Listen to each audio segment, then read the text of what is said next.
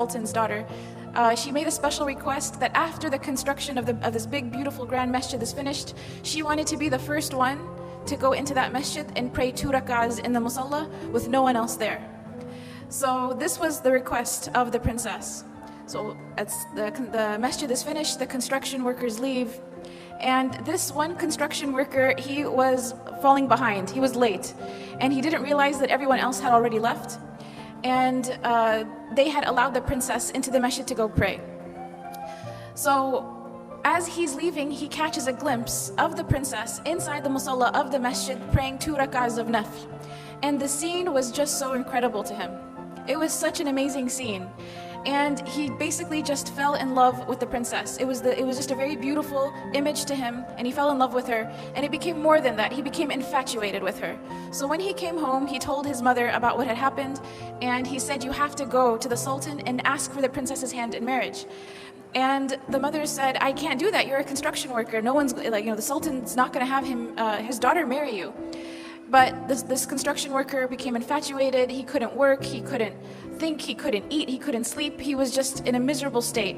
And the mother, out of fearing for her son and his well-being, she realized that if she doesn't do something, he may die because he's refusing food and water at this point. So she goes to the palace and she asks to speak to the sultan, and the guards, they turn her away. And she insists and she says, "My son is going to die. I have to talk to the sultan." So finally, they let her talk to the sultan. And she mentions the story to the sultan, and the sultan asks that she come back with the construction worker.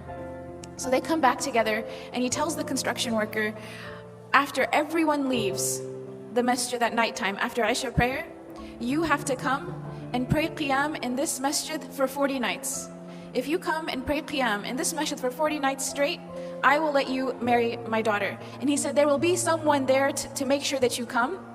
And if you miss a day, we'll know about it.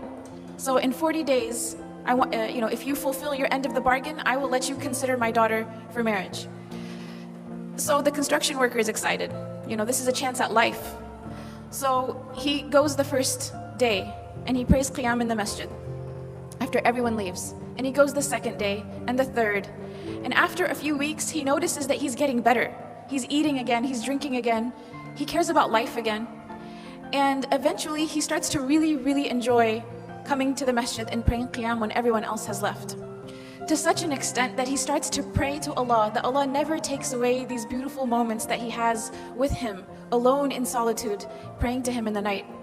So 40 days pass, 50 days pass, 60 days pass, 70 days pass, and eventually the sultan asks to see the construction worker. And he says, "How come you didn't come see me? You fulfilled your end of the bargain. You prayed all 40 nights. We saw that you prayed. How come you didn't come and see me?" And the construction worker turns to the sultan and he says, "Before I saw your daughter, my heart was empty. And the first thing of beauty that my heart was exposed to was your daughter. And that's why it grabbed onto that experience. But then after I started praying in the masjid for 40 nights, my heart witnessed a beauty that was much greater than her. My heart witnessed a beauty that it has never felt before." And he tells the sultan, he goes on to say, "Thank you so much for offering me your daughter to consider, but I am happy where I am, and I am in no need of her." And he goes on his way. And he doesn't marry the princess because he had found a love and a beauty and a happiness that was much greater than just seeing the princess that one time. And this was the love of Allah subhanahu wa ta'ala. This is the beauty of a close relationship with Allah subhanahu wa ta'ala.